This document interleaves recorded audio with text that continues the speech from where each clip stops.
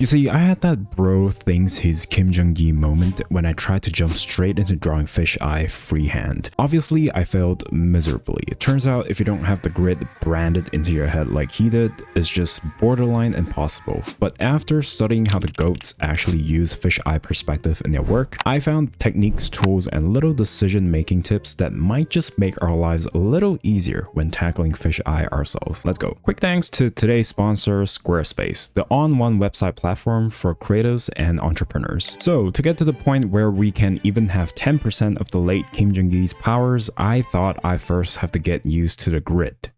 Again, you can find these curvilinear grid brushes easily online, and that should be enough for you to get started. I just drew cubes in that space that I created, stacking them up like this and try my best to mimic a natural environment. To really understand fisheye, you have to understand two major concepts. The distortion is the strongest at the edges of the lens, not the canvas, the lens. So for example, if the center is here, the distortion will be stronger on the left side than the right side. Does that make sense? The distortion can also make things feel closer or further away from the camera than they actually are. As you can see in these examples, things that are closer seem a lot more close, and things that are further away seem like they're further away compared to the normal lenses. Once I'm feeling good and was able to do these without too much issues, I just turned off the grid and continued stacking cubes until I had something like this. But immediately there was a problem. This is just not how the real world works. We can see in Kim Jung Gi's work that there are a lot of random things being placed here and there, but there's a sort of this order to the chaos there to keep all of it together. It looks natural. So the $1,000,000 question here is, how can I make this look less like the back rooms and more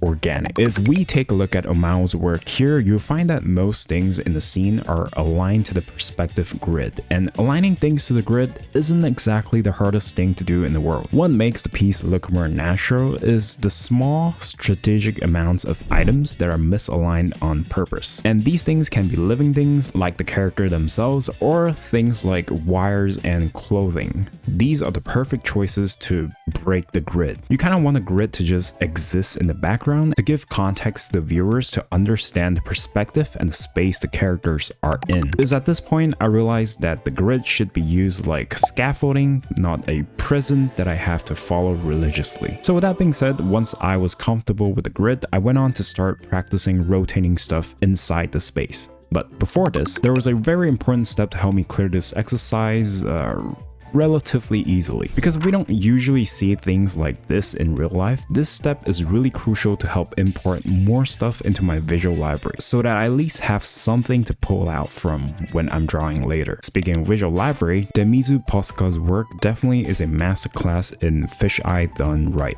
Aside from when someone's going crazy in an anime scene, if you really think about it, the only occasions that fisheye serves any real purpose other than the cool factor are when we are trying to depict the warping effect when something is moving really fast, or when someone is looking through a concave lens like the peephole, for example. This effect was used in the coolest way in this panel of Kagurabachi as well, but this is basically the feeling I get when I'm looking at these pieces from Demizu Posuka. The natural lines created by the buildings, the metal bars, and these shelves here directly resembles the grid. She then breaks it up with a character's posing that goes against the grid like this. And to do this requires X and Y rotations. If you don't know what that means, here's a quick clip to show it using Blender. It's easier to understand stuff they're rotating but still sits on the ground, for example these books. It's more intuitive because we see this type of rotation the most in real life, thanks to gravity.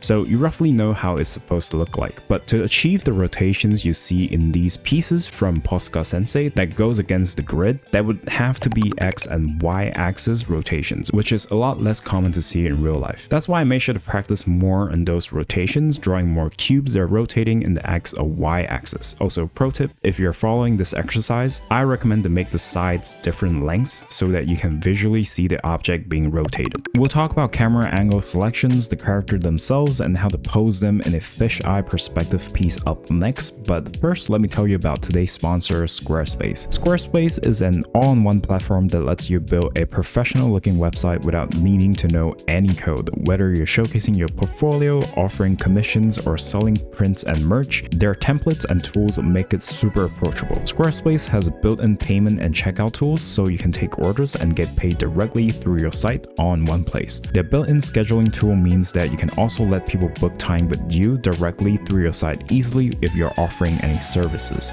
And if you want to keep things professional, Squarespace also let you register a custom domain so your site name actually reflects you, not just a random string of letters. If you want to give it a try, hit the link in the description below to start a 14-day free trial. And when you're ready to launch, use my code RICEBRUSH to get 10% off your first purchase. Big thanks to Squarespace for supporting the channel. Now, after all the exercises I have done, I finally got comfortable with rotating cubes in the fisheye space, but that's still very far from what these artists are actually doing. Some of these might look like they have a lot to do with the posing rather than the actual fisheye, but they're actually quite inseparable with each other. Let me explain. If you have been paying attention earlier, you will remember that each of the body parts can be simplified to cubes to better understand their actual alignment in space like this, but there's actually a step in between this that I didn't mention. The entire character can be simplified to a single box, and this is actually the most important thing to understand, because in order to draw the characters moving in motion like this, aside from basic perspectives and understanding space, a huge part of it is shot selection and posing to the camera. It's totally cool to place cameras in conventional spots like here, or here for example, but I want to show this really cool artist that draws animation inspired scenes. These are actually insane. He places the cameras in the weirdest spots ever and they just work. For example, in this one, the camera is placed here, right in front of where the swing of the kick is happening. But there is a massive tilt to the horizon as well, which contributed to the dynamics of the shot. Or this one, which is more of a conventional spot for camera placement, but the leading lines of the chains to the character really enhances how the overall shot looks. And again, slight tilt to the horizon here just to keep things a little more off balance. Finally, this one where it almost looks like the camera is following Gon in high speed while he is moving, giving this crazy distorted shot here. I don't really know how exactly Itokazu Taiga comes up with these shots and his exact thought process, but if I were to do it my own way, I would be using 3D. This tool, for example, link in the description, was very helpful for thinking about the characters in space. Using this alongside a grid, I can tilt and rotate the box in space while having the background grid in a completely different setup. This helps us to visualize the rotated perspective of the character against the background. I guess I should have mentioned this earlier, but when you rotate something in a scene, that object will now have its own grid. Does that make sense? It'll have its own set of vanishing points. Another thing worth mentioning is there are a ton of foreshortening in any of these shots, and a really good way to understand this is to draw these circles for cylindrical shapes, like limbs for example. Itokazu Taiga does these in his preliminary sketches to really understand how the form will foreshorten accurately. The pose also often breaks the grid of the space, like what we discussed in the Demizu Posuka section. This creates a lot of contrast and makes the characters stand out against the somewhat orderly background. If you want the character to blend in with the environment more instead, then posing them with the grid will help you achieve that. And this is exactly what Kim Jung Gi does in his drawings. A lot of the characters are often sitting or standing around, which aligns with the perspective grid. That's why it's easier for him to add in so many characters at once. It's harder to figure out the pose once the characters start moving around. This makes the characters feel like they belong in that same space and actually grounded in a reality, even though it might mean that it will take away some action. So it all depends on how you want the scene to look and feel at the end. But of course, all of this won't work if you don't understand the actual anatomy forms you're trying to draw in perspective. I have a video just on that, all about anatomy, that you should definitely check out next, so make sure to give it a click. Subscribe. Bye.